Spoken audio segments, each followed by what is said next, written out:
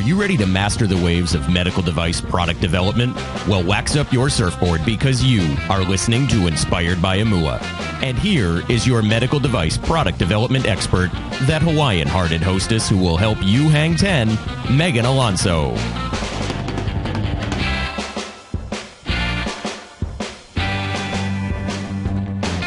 Como mai and aloha. Welcome to inspiredbyamua.com, and please welcome today's guest. He knows his way around regulatory and quality and has developed an efficient, collaborative, cloud-based software system called greenlight.guru, and that helps you keep all your documents in one place, all neat and tidy for the FDA. So, drum roll, we've got Jon Speer. Aloha, Jon. How are you doing? All good. I was waiting for the drums, but all is good. I heard them in my head. Yes, you got to use your imagination here. So tell us a little bit about your background. How did you end up in this crazy world of medical devices? Yeah, people ask me that sometimes, and I try to have an interesting story, and I guess it really, because my degree is chemical engineering, of which chemical engineers don't usually get into the med device space. I guess it was somewhat accidental entry into the market. I was in college. There were some friends of mine who were taking biomedical engineering courses. I needed an engineering elective. I took the biomedical engineering. It was really interesting to me. I had some friends that out of school or as they were approaching graduation who got jobs with medical device companies. The chemical engineering job market was terrible. I interviewed with a medical device company. And 18 years later, here I am. So which company was that? I started my career with a company called Cook Medical. They're a private medical device company with headquarters based in Bloomington, Indiana. Okay. And after that, I know you did consulting. So tell me about that journey and then how it led you to start Greenlight. Yeah, well, I mean, the Greenlight, I guess, idea actually started when I was at the Cook organization, and later I was there for about 7 years, and the latter part of my time I got more involved from a product development standpoint, trying to ensure that our processes were as efficient as they could be while, of course, meeting the FDA expectations from a design control perspective. But, kind of fast forward a few years later, I got involved working with a lot of startups and started my own consulting practice and trying to help these startups and small med device companies bring products to market, deal with quality systems and regulatory matters. But one of the things that kept coming up over and over again was this pain around design control and the pain around risk management. And I felt the pain a lot because I was the guy that was tasked to do that, and that's that's one of the things that I'm like, there's got to be a better way, and that's really how the origins of Greenlight started. Mm-hmm. Good. So you had that idea to launch it. When did you guys start? I should have prepared and actually done my own research, but officially Greenlight has been a business for I think a little over 3 years. I guess I have to go back to the official filing, but. It's been a crazy journey ever since. We've had actually our product has been in commercial use for a good 2 years, so 2.5 years actually. So that's been a pretty exciting journey as well. Okay, so you got a lot of momentum. We did, yeah. That's good. Yeah. And give us more of an overview of what goes on in there. Yeah, sure. So the challenge is this: companies struggle all day, every day with their design controls, how to do it, when to do it, how to coordinate and link and ensure everything is tied together. I mean, design controls are basically objective evidence that one captures and documents and manages and maintains to prove that the device is safe, effective, and meets the intended use.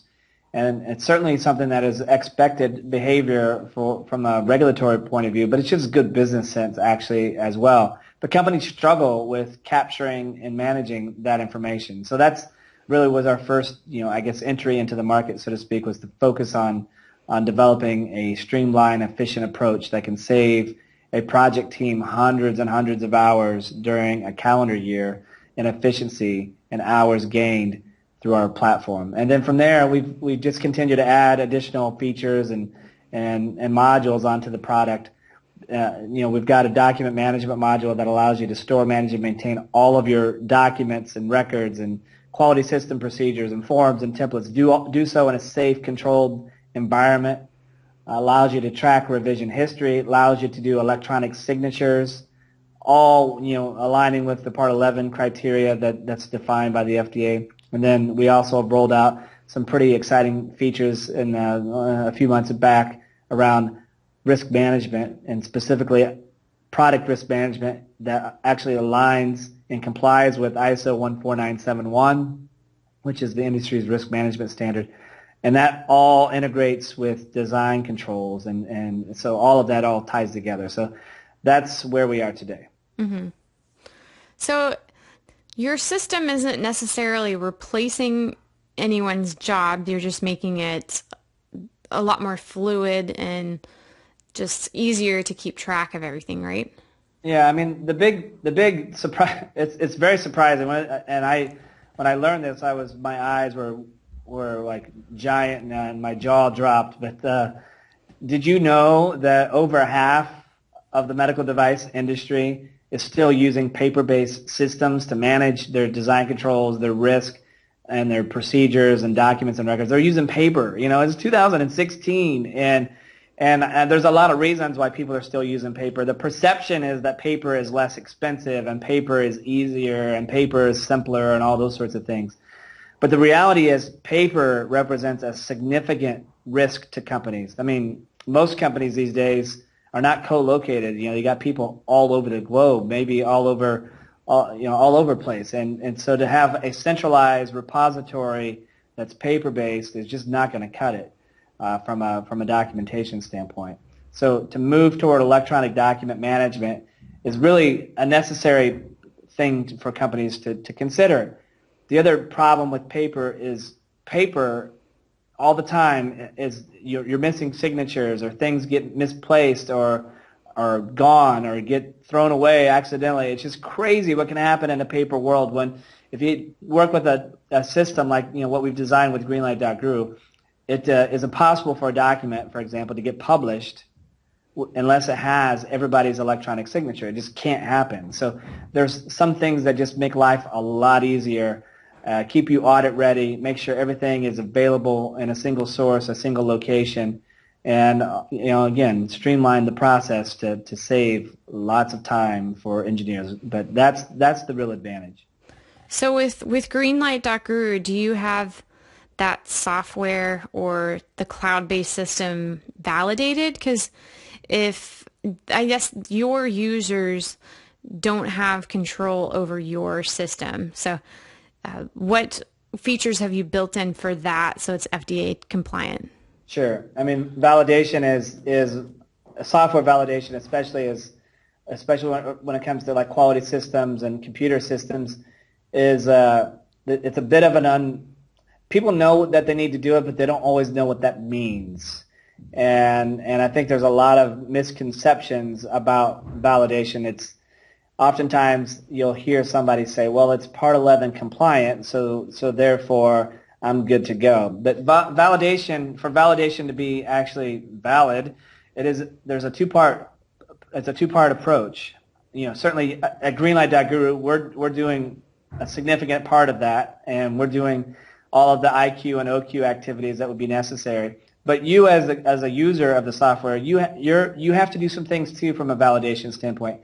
So some of the things that we provide our customers are protocols and test methods and test cases and test environments, and we guide them through that process. So that's one of the big advantages that we can provide is basically guide our customers through what they need to do to validate and prove that greenlight.guru is going to meet their particular needs and satisfy the needs of FDA. But there's a lot of things that we've implemented as features, just core functionality within greenlight.guru that just doesn't exist in a lot of other packages. I mean, it helps that greenlight.guru is designed only for the medical device industry. So, we're only focused on FDA's 820 quality system regulations and FDA's Part 11 requirements and ISO 13485 and ISO 14971. We only focus on medical device. Mm-hmm.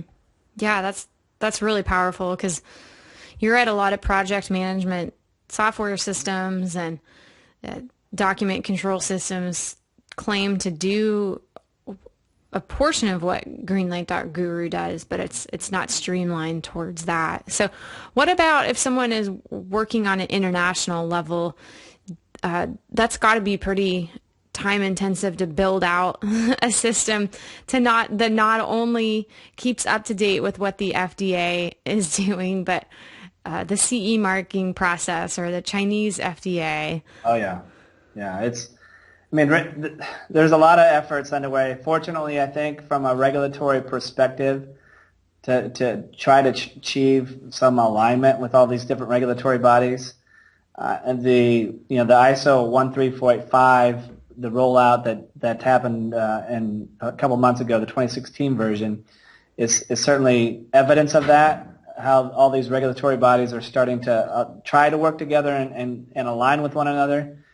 But it is still a challenge because, each and every market, something changes, and trying to stay ahead of the curve and understand what, the requirements are in one market versus the next, and how to build and can you build one system to address all of those particular markets is definitely a challenge that global companies are going to be faced with for sure. Mm-hmm.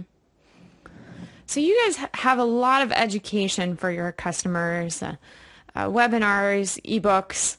So tell us about some upcoming webinars or just opportunities that people can learn more about these ever-changing regulations.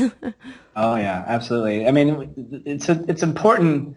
What we found is it is important to try to provide that guidance and direction. I mean, we've published things like the Ultimate Guide to Design Controls, and the Definitive Guide to ISO 14971 Risk Management, and Guide to Regulatory Product Classification, because it's confusing. And, I do this all day, every day. This is my profession, and even though this is what I do all day, every day, sometimes people ask me a question. I'm like, that's a good question. So I can only imagine if you weren't a regulatory expert and you didn't eat, breathe, and sleep quality systems and design controls, that might be confusing. So we've focused a great deal of effort on those guides that I mentioned. But so Megan, actually, you caught me right in the middle. We've been working with David and Moore.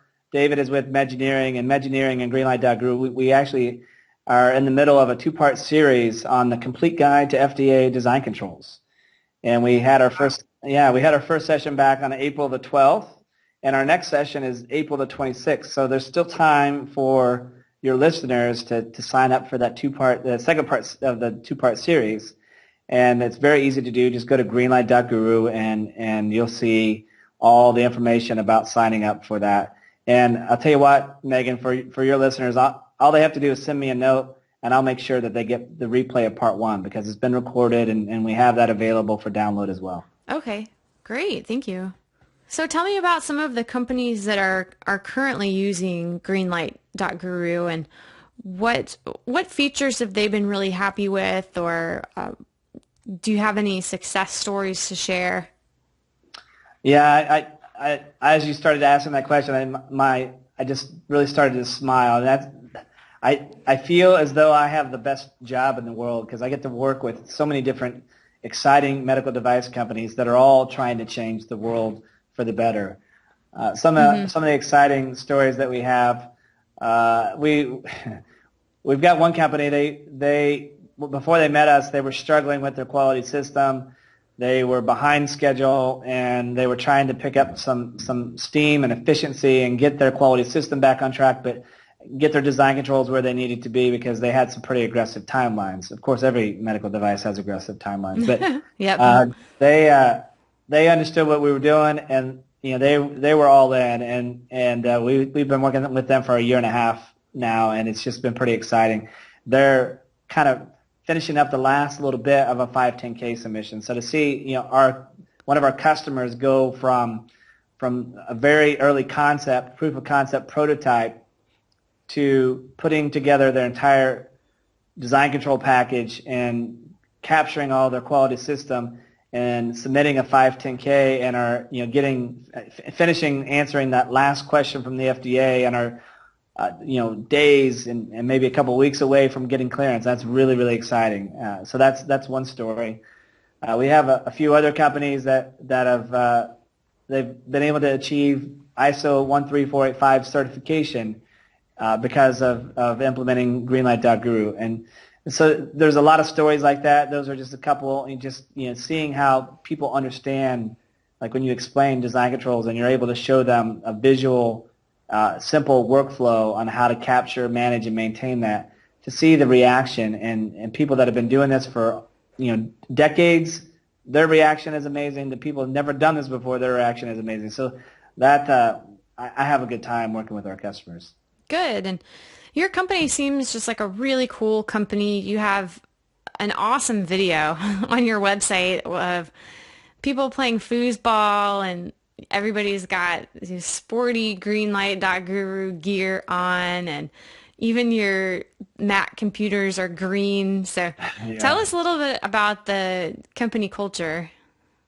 Yeah, the culture is important. I mean, first of all, our vision is quite simple. Our vision is about being the best in the world, and the mission is also something that's pretty special around here. We all believe this, and our mission is to improve the quality of lives. And I think every person on our team, they know what that means and what they're doing, whether they're writing code for the software, whether they're talking to a medical device company on the phone, whether they're providing training and support to a customer. They understand that their role does improve the quality of lives, because we're helping our customers bring their products to market faster. And the products that our customers are developing are life-saving, life-sustaining, life-improving. And we have a part in that. We're helping make that happen. Plus, we're improving the quality of lives of the medical device professional, because we're giving them software solutions that actually make this process so much smoother and easier than the alternative approach. Great. So speaking of helping people through the development of their devices, you have a special freebie for our listeners. So tell us more about that. I do, and that special freebie is this. I'm willing to offer your listeners a free whiteboard session.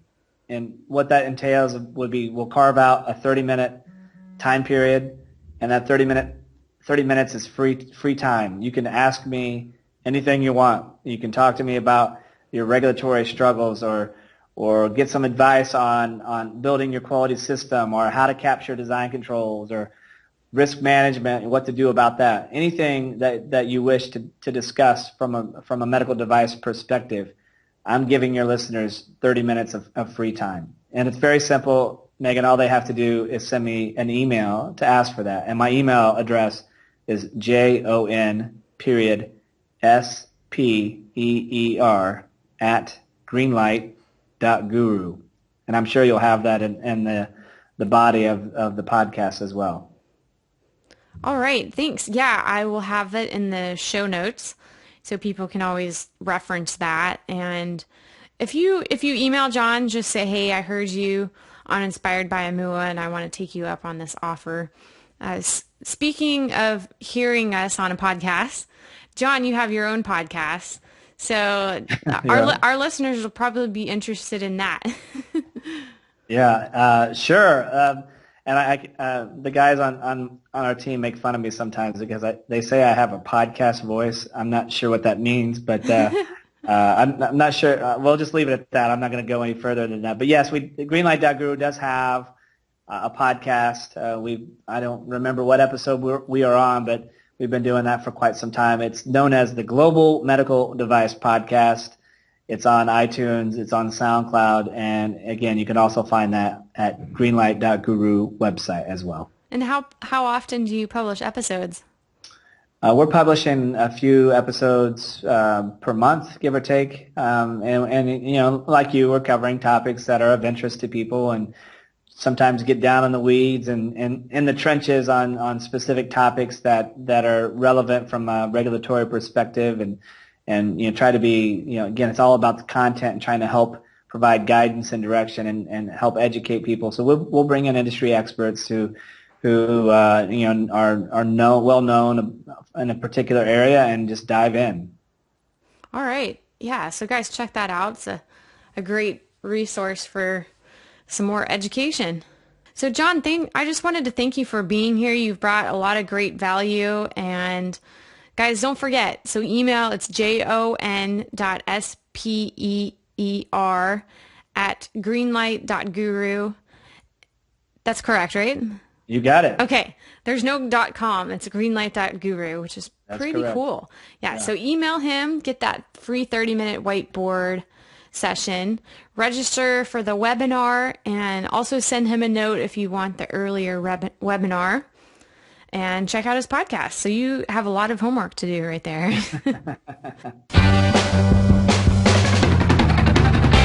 Hey guys, I just wanted to let you know that obviously the waves of medical device development can be pretty rough, and we want a family of support to go through those waves with.